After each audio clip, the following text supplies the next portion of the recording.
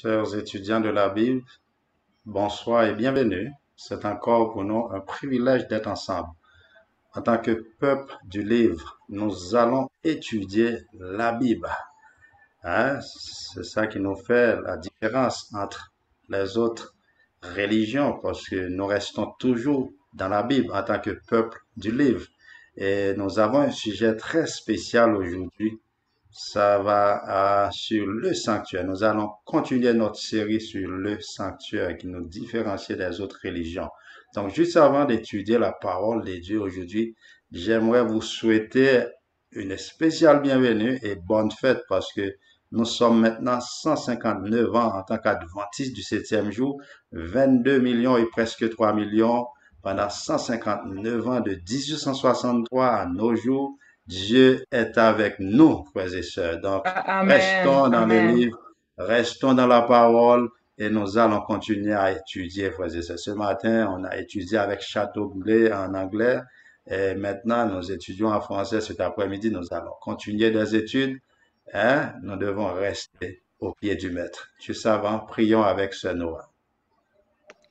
Courbons la tête pour la prière. Père éternel, Dieu trois fois saint, comment ne pas te dire merci pour ta grâce infinie envers nous. Merci Seigneur pour ce moment, Père éternel, d'étude, afin de mieux te comprendre, mieux te connaître et mieux faire ta volonté. Père éternel, je te demande d'être avec ce groupe, petit groupe, Seigneur, qui se réunit à chaque dimanche de l'après-midi. Père éternel, oriente-nous, ouvre notre esprit, donne-nous l'esprit de discernement. Permets-nous de comprendre, Seigneur, ta parole, ta volonté, Seigneur Jésus. Je te demande d'être avec chaque personne qui pourra assister cet après-midi et ceux et celles qui ne pourront pas, que tu puisses être avec la personne responsable, Seigneur, de ce petit groupe, frère James. Tu connais sa vie, tu connais ses besoins. Agis dans sa vie, Seigneur Jésus. Sois aussi avec tous les collaborateurs, collaboratrices, Seigneur, qui forment ce petit groupe, ainsi que ceux qui assistent, Seigneur, nous les élèves, les étudiants, pour comprendre, Seigneur, pour mieux se rapprocher de toi. Que le sujet de cet après-midi, qui sera dirigé par notre frère Tony, puisse nous aider à salut. Exauce, soutien, pardonne, au nom de Jésus. Amen. Amen, amen. Merci, notre bien-aimé sœur Noah. En tant que peuple du livre, le mouvement des adventistes du septième jour, continuons à étudier la Bible, chers frères et sœurs. C'est là que nous sommes capables de nourrir spirituellement. En ce moment, je vous présente un frère, un laïc, un ami, Tony Verdieu. Que Dieu vous bénisse, bonne écoute. Ok, merci frère James. Amen. Que Dieu vous bénisse. Amen, amen. Alors, la semaine dernière, nous avons été étudier une partie du sanctuaire. Donc, c'était le parvis. Et dans le sanctuaire, il y a le lieu saint et le lieu très saint. Et il y a le parvis. Dieu demande à Moïse de mesurer le parvis. Alors, il y a l'intérieur du parvis et l'extérieur du parvis. Dieu demande à Moïse de mesurer l'intérieur du parvis et laisser l'extérieur pour les nations. Alors, les nations fouleront l'extérieur du parvis. Mais à l'intérieur du parvis, il demande à Moïse de mesurer les adorateurs. Et dans le parvis, il y a la porte qui est faite d'une manière colorante. Et c'est qu'il y avait les quatre étoffes, les quatre tissus qui séparaient les lieux, les lieux saints et les lieux très saints. Maintenant, devant la porte, il y a devant les parvis, il y a la cuve d'albution que nous avons parlé.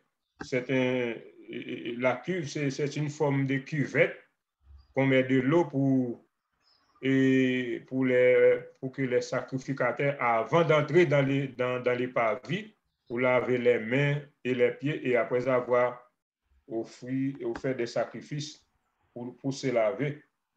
Et dans les parvis, dans la porte aussi, il y avait 4 couleurs. Et la semaine dernière, nous avons vu que ces 4 couleurs, représenter les 4 évangiles. Et les 4 évangiles. Maintenant, Dieu demande à Moïse de mesurer les adorateurs qui viennent adorer. Et aussi, il y avait les rites. Les rites qu'on a utilisés, ce sont des rituels, des sacrifices. Les prêtres étaient là pour faire des sacrifices. Il y a les sacrifices du matin et les sacrifices du soir. Il y avait aussi des parfums. Il y a de l'huile aussi qui devait être là pour allumer dans le sanctuaire. Et il y a les lieux saints et les lieux très saints. Dans les lieux très saints, il y avait l'arche de l'alliance, il y avait le chandelier, il y avait les pains des prépositions. Dans les lieux saints, il y avait la cuve d'albition, il y avait l'autel des holocaustes où les sacrificateurs devaient offrir et égorger les animaux. Donc tout ça, c'était des choses mesurées. Alors, cet après-midi-là, nous allons continuer avec ces séries d'études-là. Alors, pour le sanctuaire et pour ce qui concerne les lieux saints et les lieux très saints, nous n'avons pas resté sur cette étude-là parce que vous connaissez déjà ce qui s'est fait dans les lieux, dans ces 2 compartiments. Alors, cet après-midi, nous allons continuer avec l'étude. Alors, nous allons étudier les tables d'or des pains des prépositions. Les tables des pains des prépositions étaient en bois d'acacia, mais elles étaient couvertes d'or pur. Alors, si vous voulez lire avec moi Exode 25, versets 23 à 30, alors je ne sais pas si nous avons du temps. Il faut lire d'abord pour pouvoir et connaître les choses-là, parce qu'il faut la Bible. Amen. Genèse, Exode 25, verset 23 à 30. Amen. J'ai trouvé, frère Tony, je peux lire pour vous? OK. Tu me feras une table de bois d'acacia. Sa longueur sera de 2 coudées, sa largeur d'1 coudée et sa hauteur d'1 coudée et demie. Tu la couvriras d'or pur et tu y feras une bordure d'or tout autour. Tu y feras alentour un rebord de 4 doigts sur lequel tu mettras une bordure d'or tout autour. Tu feras pour la table 4 anneaux d'or et tu mettras les anneaux aux 4 coins qui seront à ses 4 pieds. Les anneaux seront près du rebord et recevront les barres pour porter la table. Tu feras les barres de bois d'acacia et tu les couvriras d'or et elles serviront à porter la table. Tu feras ses plats, ses coupes, ses calices et ses tasses pour servir aux libations. Tu les feras d'or pur. Tu mettras sur la table les pains de proposition continuellement devant ma face. Parole du Seigneur. Amen. Merci. Donc ici, là, ce sont des détails que l'Éternel demande à Moïse de placer sur la table. Et il faut remarquer que la table était en bois d'acacia. Que représente le bois d'acacia? La dernière fois, on a étudié le bois d'acacia. C'est un bois qui est très solide. C'est un bois qui résistait aux piqûres des vers. C'est un bois résistant. Donc, Jésus-Christ représentait dans son humiliation, il représente le bois d'acacia. Mais remarquez bien, l'Éternel demande à Moïse de recouvrir le bois d'acacia pour la table des pains de proposition, recouvrir en or pur. Qu'est-ce que ça veut dire pour nous? Qu'est-ce que ça représentait? Eh bien, ça représentait la majesté de Dieu, la gloire, l'or représentait la gloire de Dieu, tout en restant dans l'humilité, dans cette humanité. C'est-à-dire, quand on dit que Dieu, Jésus est 100% Dieu et 100% l'humanité, eh bien, le bois représente son humanité et l'or représentait la majesté de Dieu. Donc ici, et l'étable était placée au nord. L'étable était placée au nord du tabernacle. Le mot septentrion désigne le nord. Quand on parle de nord, on voit le septentrion. Le côté septentrional, c'est le symbole du lieu de l'adoration du grand Dieu. Le nord, c'est le symbole de l'adoration du grand Dieu. D'après Psaume 48, versets 1 à 4. Les prophéties relèvent que Dieu est toujours attaqué par le septentrion. Pourquoi? C'est vers le nord ou bien au septentrion que les ennemis sont venus pour attaquer Dieu.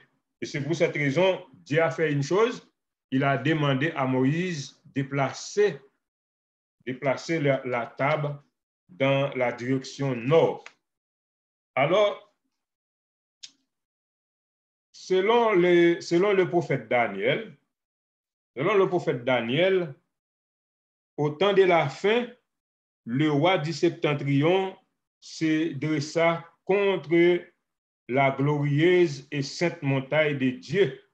D'après Daniel 11, verset 40 à 45, la petite corne dans le livre de Daniel et le roi du septentrion au temps de la fin représente la même puissance usurpatrice. Lisez avec moi Daniel 11, verset 40 à 45. Si vous trouvez, lisez avant moi. Daniel. Amen. Oh, allez-y, Frère James. Donc, vous avez dit Daniel chapitre 11, les versets 40 à 45. 40 à 45. Au temps de la fin, le roi du Midi se heurtera contre lui, et le roi du Septentrion fonda sur lui comme une tempête avec des chars et des cavaliers et avec de nombreux navires. Il s'avancera dans les terres, se répandra comme un torrent et débordera. Il entrera dans le plus beau des pays et plusieurs succomberont. Mais Édom, Moab et les principaux des enfants d'Ammon seront délivrés de sa main. Il étendra sa main sur divers pays, et le pays d'Égypte ne chappera point. Il se rendra maître des trésors d'or et d'argent et de toutes les choses précieuses de l'Égypte. Les Libyens et les Éthiopiens seront à sa suite. Des nouvelles de l'Orient et du Septentrion viendront l'effrayer, et il partira avec une grande fureur pour détruire et exterminer des multitudes. Il dressera les tentes de son palais entre les mers, vers la glorieuse et sainte montagne, puis il arrivera à la fin sans que personne lui soit en aide. Mm-hmm. Donc ici, là, ces versets-là remplis de jus, beaucoup de choses. Mais pour les gens qui ne savent pas, toujours penser que c'est les musulmans, et maintenant, puisque nous sommes au temps de la fin, c'est la Russie. Mais non, ce n'est pas la Russie. Depuis le temps de Daniel, eh bien, la Babylone était divisée en plusieurs équipes. Il formait des coalitions pour attaquer le peuple de Dieu. Donc, la Sainte Montagne n'est autre que Jérusalem.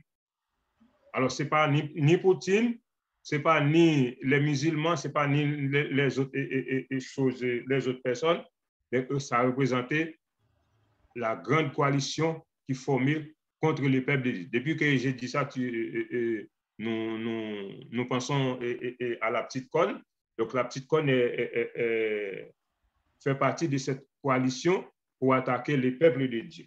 Alors, d'après le prophète Daniel, au temps de la fin, c'est le peuple de Dieu qui subira l'attaque du roi de Septentrion. Remarquez bien, quand on a entendu la nouvelle du Septentrion, eh bien, tous les gens étaient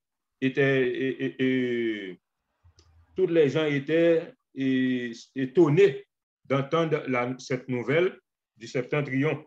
Alors, le roi de Babylone a conquis pour établir son adoration idolâtre.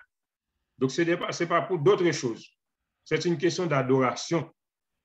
C'est une question d'adoration. Et Dieu comprend ça bien. Et bien, c'est pour cette raison qu'il a demandé à Moïse de placer la table qui représentait sa majesté. Dans la table, il y avait les chandeliers qui a 7 branches qui représentaient la lumière. Et aussi, il y a les pains des propositions qui représentaient la parole. Et c'est chaque sabbat, qu'on met de nouveaux pains sur la table des propositions, parce que la semaine, quand les pains étaient rassis ou bien épuisés, eh bien, les sacrificateurs ôtaient ces pains-là. Maintenant, ils mangeaient les pains à l'extérieur. Alors, il faut remplacer les pains, des pains chauds qui représentaient la parole de Dieu. Alors ici, c'est une question d'adoration. Le roi de Babylone est un pays idolâtre, selon Jérémie 50, versets 1 et 2, et le verset 35. Nous lisons aussi Jérémie 50 pour voir qu'est-ce que Babylone représente dans cette... Qu'est-ce que Babylone représente dans cette situation-là? Ce n'est pas l'autre nation, c'est pas la Russie, ce n'est pas les États-Unis, mais Babylone joue un rôle important dans cet état d'adoration. Jérémie 50, versets 1 et 2. Alors, Denis? Oui. Jérémie 50? Jérémie 50. Oui, bienvenue. OK. Merci. Lequel verset? Verset 1 et 2. La parole que l'Éternel a prononcée sur Babylone, sur le pays des Chaldéens, par Jérémie le prophète. Par Jérémie le prophète, qu'est-ce qu'il dit? Annoncez-le parmi les nations, publiez-le, élevez une bannière, publiez-le, ne cachez rien. C'est fini. Dites, Okay, Babylone est prise. Babylone est prise, belle et confondue. Mérodach est brisé. Ses idoles sont confondues. Ses idoles sont brisées. Amen.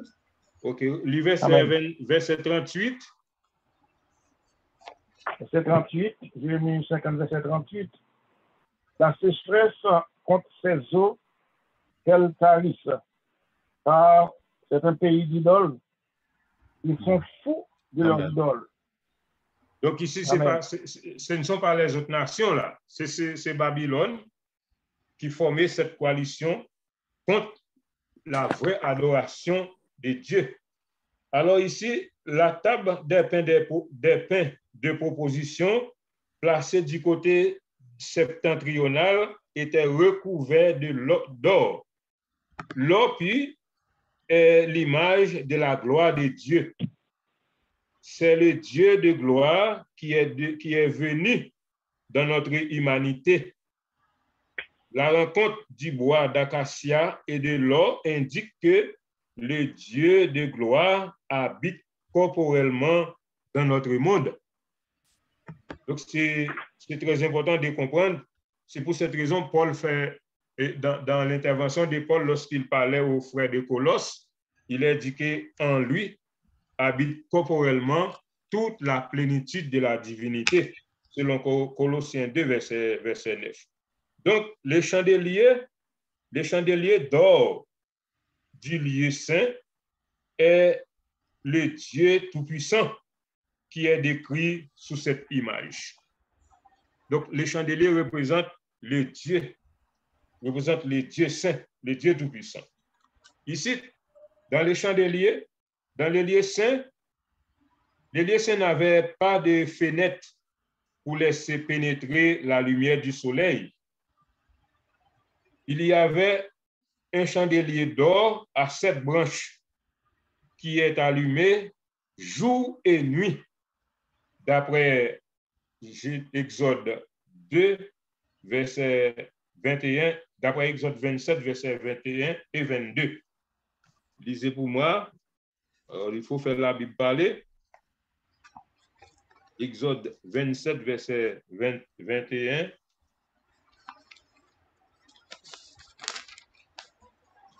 Exode 27, verset 21. C'est dans la tente d'assignation. 21, 22. C'est dans la tente d'assignation en dehors du voile qui est devant le témoignage. Aaron et ses fils la prépareront pour que les lampes brûlent du soir au matin en présence de l'Éternel. C'est une loi perpétuelle pour leurs descendants et que devront observer les enfants d'Israël. Ouais. Donc ici, les chandeliers d'or devaient être allumés le soir. Le verset 20 nous dit, tu ordonneras aux enfants d'Israël de t'apporter pour le chandelier de l'huile, puis d'olive concassée afin d'entretenir les lampes continuellement. Certainement, continuellement. Donc, il est placé alors la table, il est placé en face. Le chandelier est placé en face de la table du côté méridional, c'est-à-dire au sud du tabernacle. Dans la Bible, le sud évoque une puissance hostile à Dieu. C'est l'Égypte. L'Égypte qui incarne la puissance du midi, c'est-à-dire le sud est la représentation d'une puissance militaire et matérialiste dans la Bible, d'après Ésaïe 30, versets 1 à 5. Donc l'Égypte, c'est au sud qui représentait la force, la force militaire. Alors, et le chandelier est la seule lumière, la seule lumière qui éclaire le lieu saint. Pas de soleil, pas de la lune, c'est seulement les chandeliers à 7 branches qui éclairent toutes les 2 salles. Dans le lieu saint, ce chandelier ne s'éteignait jamais. Il est le seul objet qui n'est pas mesuré dans le sanctuaire. Pourquoi dans les lieux saints, tous les objets, les ustensiles, les rideaux, tous les objets qui sont dans les sanctuaires, tout était, Dieu demandait à Moïse de mesurer tous ces objets-là, mais le chandelier n'est pas mesuré. Pourquoi? Alors, le chandelier ne s'éteint pas. Hein? Allô? On peut répondre? La période de questions est à la fin.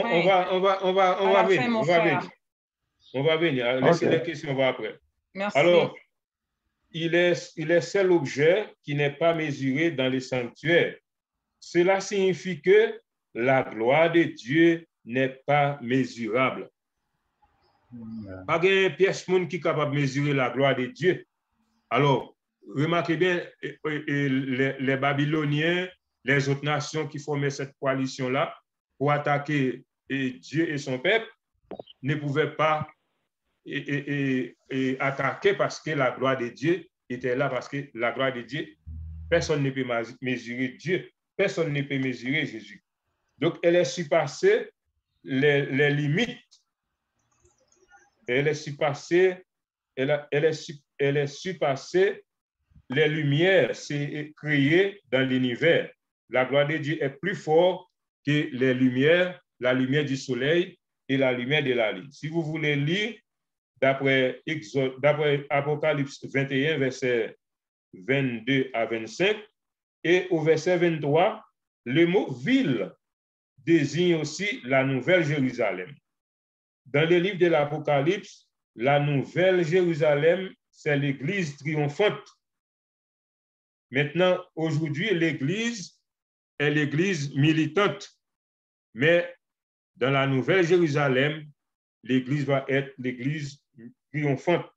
Alors, dans les passages de l'Apocalypse 21, les versets 9 et 10, la ville a l'allure d'une vierge.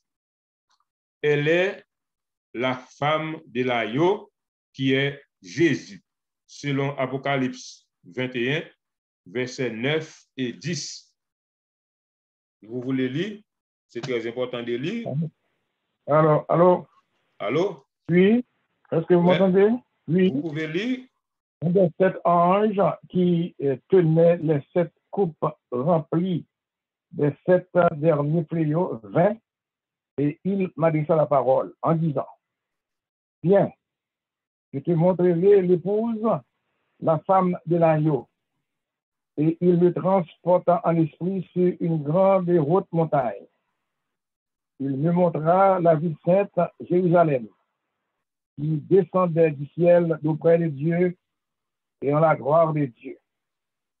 C'est jusqu'à quel verset? Verset 10. OK. Il me transporta en esprit sur une grande et haute montagne.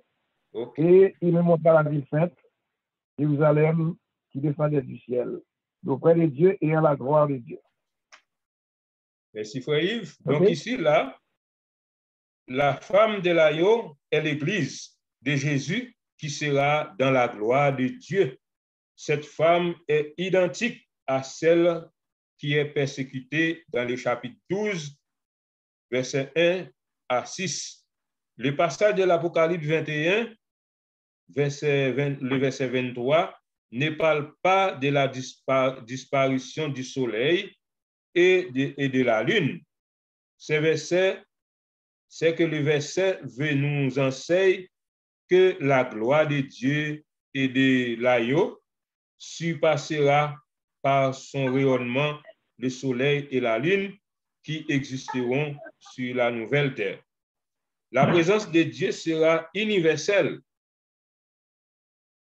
Il n'y aura aucune impureté qui interdira l'accès à sa présence.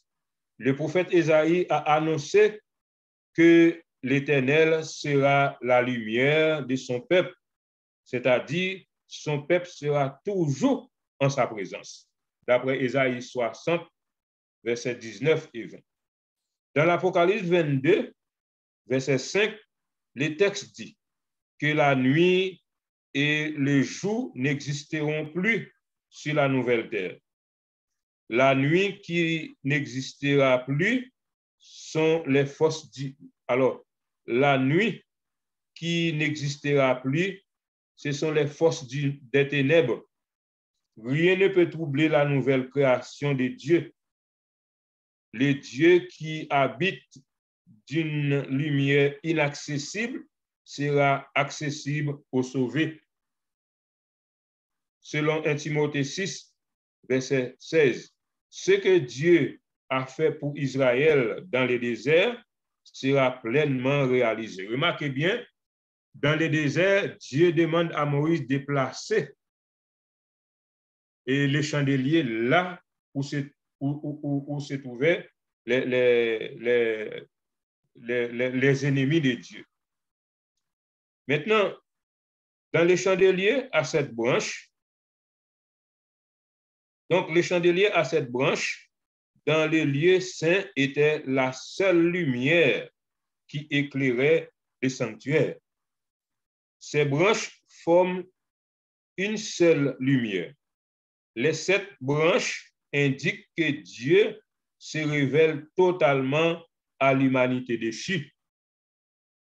Et puis, le chiffre 7 indique la plénitude de la lumière. Donc, dans l'Ancien Testament, Dieu est la lumière, d'après Ésaïe 60, verset 1 et 2, qui dit « Lève-toi, sois éclairé, car ta lumière arrive. » Ésaïe 60. Lève-toi, sois éclairé, car ta lumière arrive, et la gloire de l'Éternel s'élèvera sur toi. Voici les ténèbres couvrent la terre et l'obscurité des peuples. Mais sur toi, l'Éternel s'élèvera, sur toi, sa gloire apparaîtra. Donc, les ténèbres représentaient les forces du mal.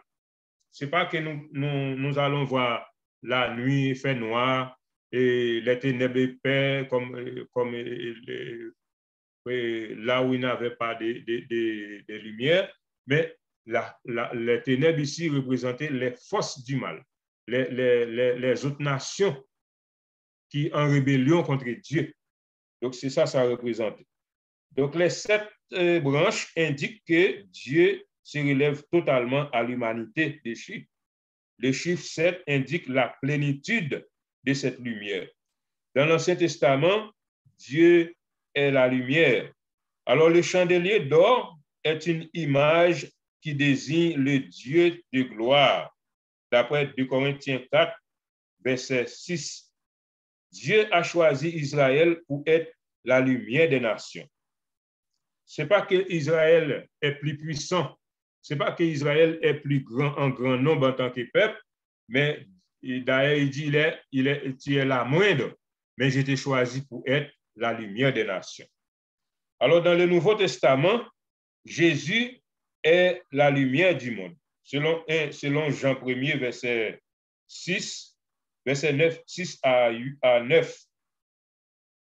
Jésus, en tant que lumière, éclaire tous les hommes et les transforme.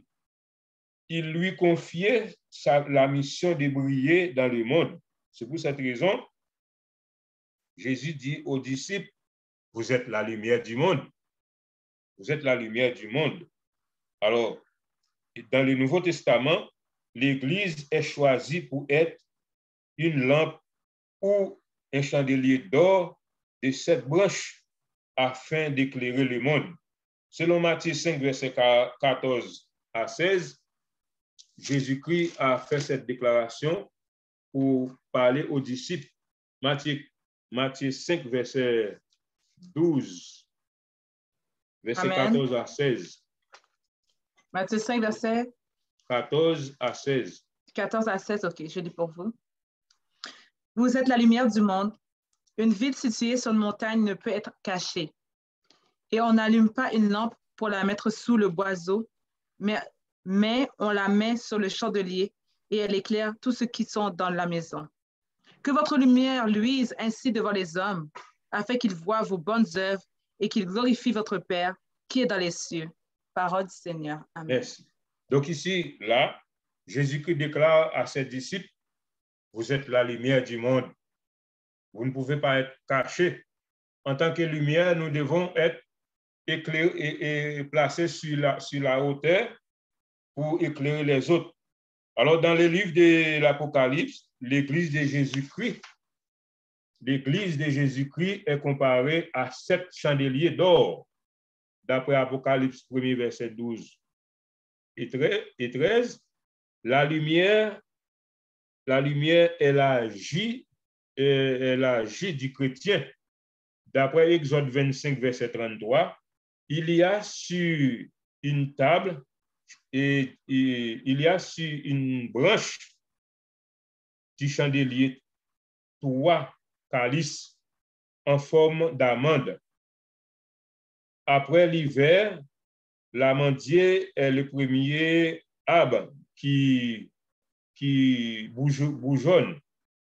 Au printemps, dans la Bible, l'amandier est l'image du réveil de la vie. L'amandier est l'image du réveil de la vie. L'amande préfigure la résurrection de Jésus, car il est le prémisse de ceux qui sont morts. Alors, la résurrection de Jésus est le fondement même du plan de la rédemption de Dieu. La prêtrise de Jésus reposait sur la résurrection. Donc, Jésus-Christ est devenu prêtre après sa résurrection. Et en d'autres mots, Jésus est devenu le sacrificateur de l'humanité par sa résurrection. Maintenant, dans les sanctuaires, il y avait des prêtres qui étaient destinés pour occuper les fonctions sacrées dans les sacerdoces. Ces prêtres-là étaient sortis de la tribu de Lévi, mais Jésus-Christ n'est pas sorti de cette tribu-là parce que après sa résurrection, il est devenu prêtre selon l'ordre, alors à la manière de Melchisédek. Nous n'allons pas éterniser sur le Melchisédek parce qu'on va faire l'étude peut-être après. Donc ici, Jésus-Christ, après la résurrection, Jésus est la garantie de la résurrection de tous ceux qui sont morts dans la foi en Dieu. Donc, il y a des pommes et des fleurs sur le chandelier d'or. Les pommes et les fleurs désignent les fruits. Paul dit que Jésus est ressuscité afin de porter des fruits. Selon Romains 7, verset 4, il est important de souligner que ces tiges centrales représentent Jésus. Dans le sanctuaire, dans les chandeliers qui est dans le sanctuaire, les tiges qui est au milieu représentaient Jésus. Et les six autres branches qui attachaient à la tige centrale, ce sont des images des chrétiens. Ce sont des images des chrétiens qui sont engendrés par le Saint-Esprit pour apporter la lumière au monde. Donc, Jésus-Christ a bien dit aux disciples, vous êtes la lumière du monde. Donc, nous sommes des lumières pour éclairer le monde. Donc, il est indiqué que votre lumière luise afin qu'il voie vos bonnes œuvres et qu'il glorifie votre Père qui est dans les cieux. Donc, le Saint-Esprit communiquait cette puissance divine pour briller dans le monde. Il faut que l'Église du reste attachée à Jésus-Christ pour donner cette lumière divine au monde. Jésus dit à ses disciples, vous êtes la lumière du monde. Donc, mes amis, les chandeliers qui étaient dans les sanctuaires, ce n'est pas comme ça. Dieu a demandé à Moïse de placer une lumière pour éclairer les sanctuaires. Donc, c'était symbole de la présence de Dieu qui est là, qui représentait. Et remarquez bien, sur la table, il y avait les chandeliers, il y avait les pains des propositions, il y avait aussi les propitiatoires. Donc, ça représentait la présence continuelle de Dieu avec son peuple. De même aussi, nous, en tant que chrétiens, nous devons rester attachés pour que notre lumière brille. Briller, il faut que nous restons attachés à Jésus-Christ qui est le tige central. Alors, dans le livre de l'Apocalypse, l'apôtre Jean utilisait l'image du chandelier pour représenter l'Église de Jésus-Christ. Les 7 églises de l'Asie mineure sont représentées par les 7 chandeliers d'or. Dans la vision, il y avait au milieu des 7 chandeliers quelqu'un qui avait la ressemblance à un fils d'homme. D'après la vision des gens, les fils d'homme n'étaient autre seulement que Jésus qui était au milieu de son Église. Alors voilà, mes amis, c'est tout pour aujourd'hui. Alors s'il y a des questions, s'il y a d'autres interventions, je vous écoute, c'est Manoa, et la parole, c'est toi qui vas donner la parole aux gens. Donc je pense qu'il va y avoir beaucoup de questions. Alors nous arrêtons, moi je m'arrête là. Alors remarquez bien, il faut remarquer bien que cette chandelier-là, ce chandelier-là, excuse-moi, c'est représenter la présence de Dieu. Donc, s'il y a des questions, et Frère Jim est là, je pense que Frère Yvo aussi est là, peut nous aider à répondre à des questions. Donc, je m'arrête là. C'est Mano, c'est toi qui as le contrôle et je vous invite à prendre le micro. Merci. Oui, merci, Frère Tony, pour cette présentation sur le sanctuaire, la suite. Donc, que Dieu vous bénisse et qu'il vous aide tout le temps à, à continuer à nous instruire selon sa volonté, afin que nous puissions apprendre et aussi on puisse partager ce que nous apprenons. Ce n'est pas seulement apprendre ce que nous apprenons sur cette plateforme, mais qu'on puisse le partager avec d'autres personnes. Donc, comme a dit le frère, si vous avez des questions, des suggestions, des commentaires, s'il y a quelque chose qui était mal compris ou que c'était pas clair pour vous, donc c'est la période de questions. Il nous reste exactement 11 minutes. Donc, si nous avons des questions, si nous avons des suggestions, si nous n'avons pas de comprendre, donc c'est tant pas nous qu'on y a pour nous poser des questions. Alors, m'inviter chaque monde pour lever main et puis m'a dit non. Si vous avez des questions ou en commentaire.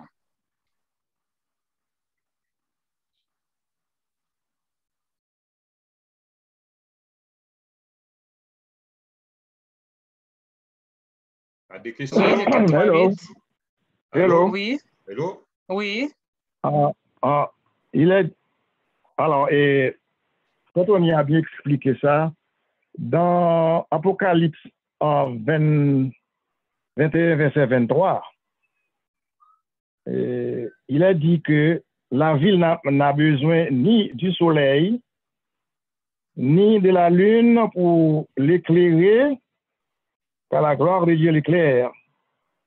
Et l'agneau est son flambeau. Donc, ça, moi, ouais, dans ça, c'est que, faut être honnête, expliquer la gloire de Dieu, la nouvelle Jérusalem. Donc, c'est raison ça qui fait que ville n'a pas besoin ni soleil pour éclairer, ni la lune. Donc, la gloire de Dieu, dans une petite note que j'ai en main, elle est aussi présente dans la ville temple. Cette gloire est si rayonnante qu'elle remplace le soleil et la lune pour l'éclairer. Donc, c'est ça, moi, je voulais dire. Si je viens d'autres questions encore à poser. OK, frère, merci parce que la gloire, c'est pas que le soleil et la lune vont disparaître, mais la gloire de Dieu va tellement briller qu'on n'a pas besoin de soleil parce que, remarquez bien, quand Moïse a demandé à Dieu, fais-moi, mais tout le temps c'est la nuée, tout le temps c'est, comment s'appelle ça, la nuée et le feu. Mais fais-moi voir ta gloire, fais-moi voir ta gloire. Dieu a dit à Moïse, c'est impossible. C'est impossible de voir ma gloire. Alors seulement reste caché ici, je vais faire, par derrière, tu vas voir ma gloire.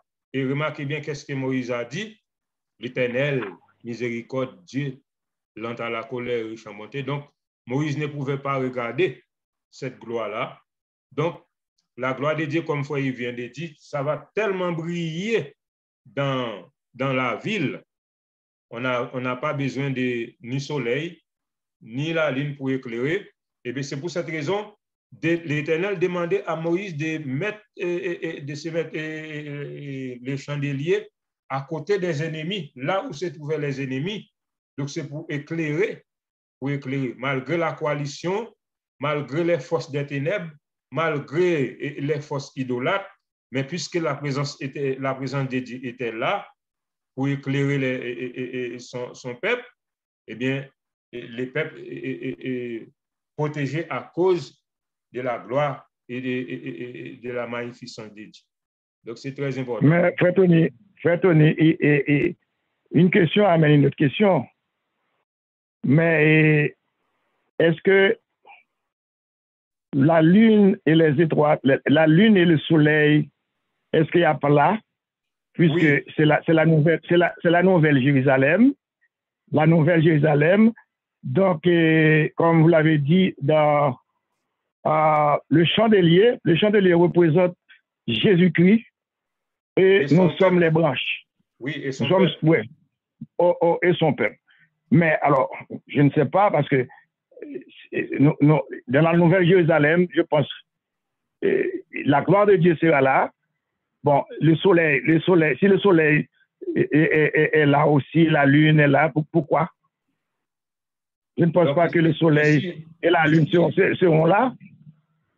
ici, Je ne pense pas la que le gloire de soleil et Dieu la va lune seront tellement là. resplendir. La gloire de Dieu va tellement resplendir. Parce que tout le temps que Dieu crée, il va toujours créer le soleil et la lune. Parce que la lune, c'est pour présider, c'est pour marquer les saisons. Donc, va toujours, selon, et d'après Ésaïe 20 et 66, 65, comme ces nouvelles terres que je vais créer, toute chose 66. va être là. Ces choses vont être là. Il va, à chaque nouvelle lune et à chaque sabbat, toute chair viendra se prosterner devant moi, dit l'Éternel. Donc, Frère Jim a quelque chose à dire. Oui, Bon, et c'est bon, Sœur Noah, je peux parler? Ok. Donc, il y a ce qu'on appelle le ciel. Après le retour de Jésus, nous allons passer 1000 ans au ciel, c'est très clair. Apocalypse 20 l'a bien expliqué. Mais quand les 1000 ans seront accomplis, qu'est-ce qui va arriver? Nous allons avoir le jugement des méchants. Après le jugement final, cette terre va détruire, ben, nous aurons une nouvelle terre. Dans la nouvelle terre, oui, nous allons avoir la lune, le soleil. Dieu va tout recréer. Mais dans le ciel, c'est la gloire de Dieu qui représente la lumière, c'est la gloire de Dieu. Mais dans la nouvelle terre, et que Dieu va créer, donc, il y aura du soleil, oui. À chaque nouvelle lune, à chaque sabbat. Ici, on parle de la nouvelle terre. Ésaïe 66, verset 22 à 24. Ouais. Dans le ciel, bon, on n'a pas besoin de lune. Dans le ciel, maintenant, on n'a pas besoin de lune, on n'a pas besoin de soleil maintenant. Hein. Donc, c'est la gloire de Dieu. mais C'est c'est la pas, gloire qui va de mais, Dieu. alors, est-ce que je vais prendre la parole? Alors, ma soeur? Alors, Oui, vous pouvez. c'est quel nom encore? Sœur Noah. C'est Noah. Ça va bien? Oui, ça va bien, merci. Vous? Ok, ça va. Ok. Là, c'est la nouvelle Jérusalem, c'est une ville qui descendra du ciel. Une ville. Pour les racheter. Pour les racheter. Bon. Ce que je n'ai pas bien compris là, c'est que la gloire de Dieu, c'est la gloire de Dieu qui va éclairer cette ville. Mais s'il y a le soleil et la lune, mais pourquoi faire avec le soleil et la lune dans la Nouvelle Jérusalem? Est-ce qu'il y aura d'autres peuples? Non, il n'y aura pas d'autres peuples. Il n'y aura pas d'autres peuples, c'est nous les rachetés qui habiteront cette ville. Donc, alors, je ne sais pas s'il y a Oui, d'autres mais personnes qui peuvent donner une réponse oui, si vous, satisfaisante. c'est bon, je vais ajouter quelque chose. Si vous allez lire dans Ésaïe 65, Ésaïe 35, ça nous parle qu'il y aura des campagnes. Hein. L'enfant va jouer avec les lions, il va avoir des pailles. Oui, il y aura du soleil, il y aura de la lune sur la nouvelle terre. Nous voulons différencier le ciel, hein, notre 1000 ans au ciel. Après 1000 ans, nous allons retourner sur une terre, mais pas cette terre, sur une nouvelle terre. Ouais, la nouvelle terre, nous aurons besoin de ça. Il va y avoir une ville, là où Jésus sera toujours avec nous. La nouvelle Jérusalem va être la ville, mais il va y avoir aussi des campagnes. Ah, mais cela veut dire que nous allons, il y aura le même changement, c'est-à-dire que le printemps, l'été, l'automne et l'hiver, nous allons Nous allons planter. cultiver, c'est ça? Oui, nous allons Oui, Nous allons planter. planter. dans la nouvelle terre, les saisons, il va toujours avoir des saisons. Mais c'est dans la ville, c'est dans la ville que la gloire de Dieu va éclairer. C'est la présence de Dieu qui va éclairer, qui va Donc, tellement resplendir. Oui, donc là, il n'y aura pas de soleil, il n'y aura pas de lune dans cette ville-là. OK. Non. All right. OK. Il n'y a pas d'autres questions. Hein? OK, oui, il y a Amen. sœur Sarah qui a levé la main. Mais juste avant, Sarah, est-ce que frère, c'est quoi le nom du frère qui vient de parler, frère? Yves, C'est Yves, Jean-Yves. est-ce que vous êtes satisfait des réponses qu'on vous a données? Est-ce que tout est beau? Bon, et samedi prochain, Dimanche, je vais oui. faire une petite recherche. Je viendrai avec d'autres réponses, je ne sais pas. Ésaïe OK. 35. Vous pouvez lire Ésaïe 35 comme référence, mon frère. Ouais. Ésaïe 65 aussi. Ça parle qu'on va OK. planter. Personne ne viendra prendre notre champ.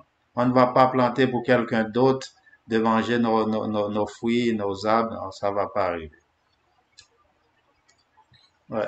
Je pense qu'il y a d'autres personnes. Désolé, Sœur Noah. Oui, c'est Vas-y. ça. Non, il n'y a pas de problème. Donc, on laisse la place à sœur Sarah. Je pense que ça va être la dernière question puisque il est déjà 2h59 minutes. Vas-y, sœur Sarah. Bonjour à tous. Merci pour la présentation, frère Tony. En fait, je voulais seulement, pour le frère, lire le Isaïe 65 pour qu'il comprenne un peu plus. Il est écrit, car je vais créer de nouveaux cieux et une nouvelle terre. Ils bâtiront des maisons, ils les habiteront, ils prendront des vignes et en mangeront le fruit. Alors, c'est pour montrer que ça sera une terre avec la nature, avec tout ce que la nature comporte. Ouais. Ils ne bâtiront pas des maisons pour qu'un autre les habite.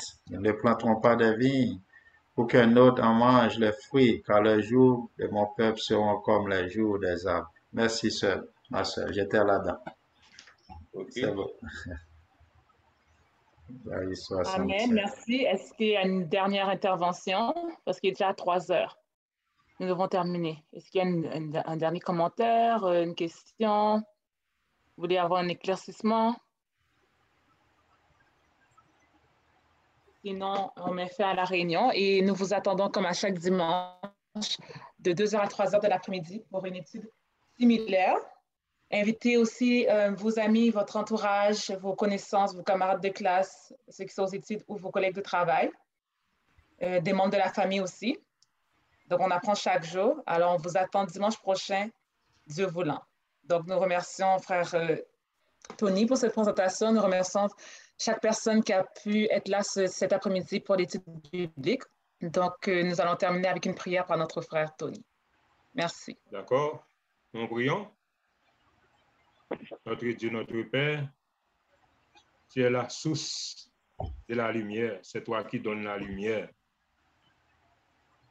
Et tu nous dis aussi que nous sommes la lumière du monde. Nous ne pouvons pas rester sous les boisseaux, c'est-à-dire sous la table, mais nous devons éclairer et briller partout, briller le monde. Les ténèbres, ce sont les puissances infernales, les puissances idolâtres qui détournaient ton peuple du droit chemin. Alors ce soir, Seigneur, cet après-midi, tu nous invites à briller. Tu nous invites à marcher dans la lumière, comme toi tu es lumière. Aide-nous aussi à éclairer les autres, afin qu'ils puissent voir cette lumière, afin d'éclairer les autres davantage, afin que ton peuple puisse bénir et que les puissances des ténèbres puissent prendre la fuite devant cette lumière resplendissante. Éclaire-nous davantage afin que nous puissions éclairer les autres. Bénis chaque personne qui était sur la ligne, ceux qui ont intervenu et les autres qui n'ont pas intervenu.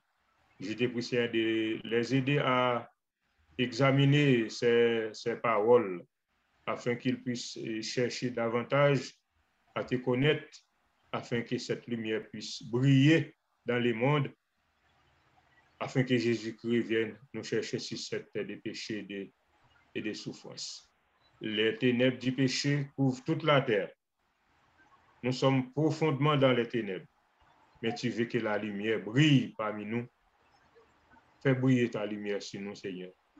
et nous serons sauvés. Bénis chacun de nous.